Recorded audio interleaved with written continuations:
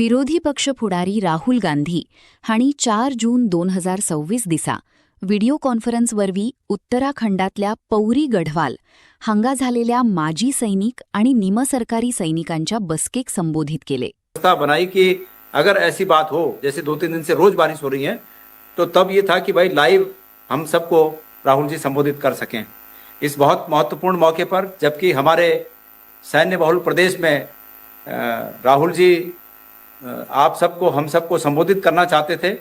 ऐसे में न आ पाने का जरूर दुख है, तकलीफ है।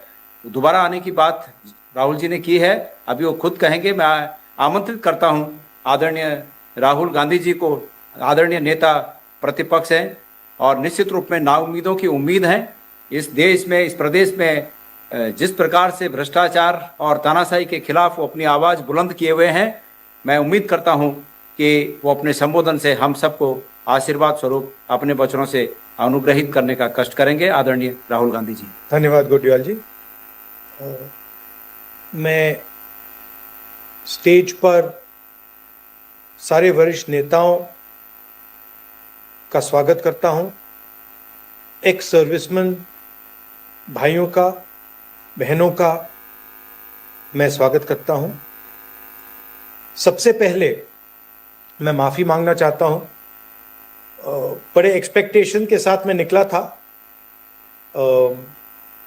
हमारी फ्लाइट पंतनगर तक पहुंची, मगर जब हम हेलीकॉप्टर में गए तो पायलट ने कहा कि मौसम खराब हो गया है और वो आगे नहीं जा पा रहा है। 2-3 बार कोशिश करी, मगर पायलट ने मना कर दिया, क्योंकि उसने कहा कि खतरा है और वो हेजिटेट कर रहा था। तो हमने कहा ठीक है, वापस आ जाइए। मगर अच्छा हुआ कि आपने ये स्क्रीन लगा रखी है, तो मैं 21वीं सदी की वीडियो कॉल से आपको संबोधित कर पा रहा हूं। वो स्टेज दिखा दीजिए मुझे, वो स्टेज जो स्क्रीन थी ना, वो दिखा दीजिए। ठीक है। तो जो उत्तराखंड स्टेट, मुझे जनता देखने दीजिए ना, मेरा क्यों चेहरा दिखा। तो जो लेट मी सी द, तो जो उत्तराखंड है वो हमारी जो फोर्सेस हैं, हाँ धन्यवाद, ये अब मजा आया। पहले आप दिख नहीं रहे थे मुझे, तो मैं अपने ही चेहरे से बात कर रहा था। उत्तराखंड की जो हिस्ट्री है,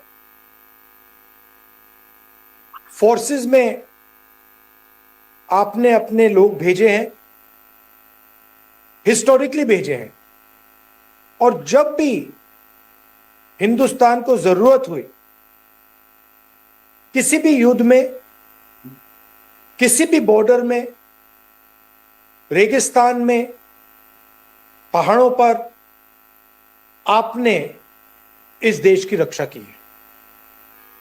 क्यों? क्योंकि आप सबके अंदर, आपके डीएनए में, let me see the people यार, आपके डीएनए में एक आग है,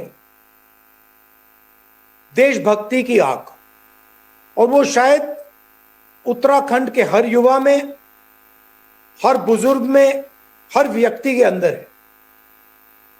भाइयों और बहनों, जब कोई भी फोर्सेस में जाता है, चाहे वो सेना हो, एयरफोर्स हो, नेवी हो, वो देशभक्ति के बल पर, सैक्रिफाइस के बल पर जाता है। और उसके बीच में और हिंदुस्तान की सरकार के बीच में, फोर्सेस के बीच में एक अनरिटन कॉन्ट्रैक्ट होता है। वो क्लियरली लिखा नहीं होता है, अनरिटन कॉन्ट्रैक्ट होता है। जवान कहता है कि मैं अपने देश के लिए अपना खून और अपनी जान देने को तैयार हूं, मैं अपने कॉन्स्टिट्यूशन को बचाने के लिए, मैं अपने बॉर्डर्स की रक्षा करने के लिए, मैं अपने देश के भविष्य के लिए अपना खून, अपना भविष्य समर्पित करता हूं। दूसरी तरफ सरकार कहती है कि अगर आप अपना खून देश को दोगे, अगर आप अपना भविष्य देश को दोगे, तो हम आपकी पूरी रक्षा करेंगे, आपके फ्यूचर को सिक्योर करेंगे, और अगर आपको चोट लगी या आप शहीद हुए तो हमारी जिम्मेदारी बनती है कि हम आपके परिवार को, आपके बच्चों को, आपके माता पिता को हिंदुस्तान की सरकार का प्रोटेक्शन दें। यह अनरिटन कॉन्ट्रैक्ट होता है। भाइयों और बहनों, बीजेपी ने अग्निवीर लागू करके इस अनरिटन कॉन्ट्रैक्ट को तोड़ा है। जो पवित्र कॉन्ट्रैक्ट होता है एक सैनिक और उसकी सरकार के बीच में, कि अगर आप शहीद होगे हम आपकी पूरी रक्षा करेंगे, आपकी फैमिली की रक्षा करेंगे, आपकी फैमिली के फ्यूचर को सिक्योर करेंगे, यह कॉन्ट्रैक्ट अग्निवीर तोड़ता है। अग्निवीर क्या कहता है? अग्निवीर कहता है कि आप देश को 4 साल दीजिए, अगर आप शहीद होंगे तो देश आपको प्रोटेक्शन नहीं देगा, देश आपके परिवार को प्रोटेक्शन नहीं देगा। और ये जो फोर्सेस की जो फाउंडेशन है, फाउंडेशन फोर्सेस की जो नींव है, इसके खिलाफ है। हमने साफ कहा है कि हम अग्निवीर योजना के खिलाफ हैं। हिंदुस्तान में करोड़ों युवा सेना में जाते हैं, जाना चाहते हैं, सुबह 4 बजे उठकर दौड़ते हैं, फिजिकल ट्रेनिंग करते हैं और देश की रक्षा करने का सपना देखते हैं। हम चाहते हैं कि उनकी प्रोटेक्शन हो, उनके परिवारों की प्रोटेक्शन हो और उनका फ्यूचर सिक्योर हो। इसीलिए हमने साफ कहा है कि हम अग्निवीर योजना को कैंसिल कर देंगे। दूसरी